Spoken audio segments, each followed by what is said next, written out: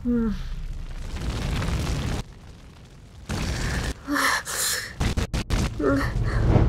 bangungot ng nakaraan. Ba't ka nga ba nandito? Yung laman po ng bag na yan, ma'am. Sa inyo po yan. Nandito po ako para ibalik sa inyo. So I assume, alam mo kung bakit ko to binigay kay Mang Luis. Alam ko po na kabayaran yan dun sa mga pinagawa niya noon kay Luis. 6 na taon nang nakakaraan. Hindi na kaya pang pagtakpan. Sorry, Amira, Rose. Ba't nagagawin namin ilihim sa inyo to eh? And may kinalaman pa kayo sa pagkamatay ng tatay ko? Sasabog ng katotohanan. Ano niyo nagawa yun, ha? Mang Luis! Nasaan konsensya niyo? Tay, bakit? Kasi nawala si Amira. Ayoko makadagdag sa pasanin mo. Kasi alam ko pag umamin ako, makukulong ako. Inuring niyo akong parte ng pamilya niyo, pero yung kaharap ko pala yung pumatay sa tatay ko.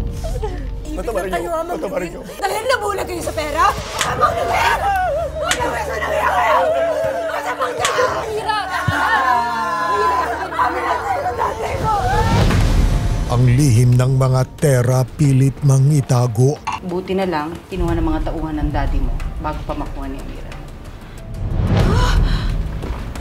Aalingasaw pa rin ang baho. Nasa akin na yung result ng DNA test. Vaccine positive. Anak natin si Jewel. Hindi pwedeng mangyari yun. Ikaw ang ama ni Jewel. That means... Amira, kinuha mo si Jewel. Ano? Kasi alam mo, anak natin siya, no? Anak natin si Jewel. Hindi ba tinago niya yung sikretong yon? Kaya dapat pagbayarin mo rin siya. Pinahihirapan na nga siya sa sakit niya! Tumigil ka! Walang katapusan ang paghihiganti. Gago! Sino ka? Napagutusan lang po ang boss.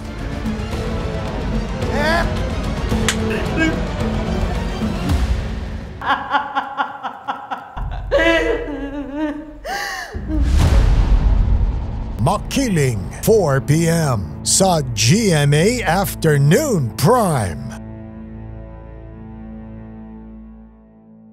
Sabay-sabay ko silang tatapusin!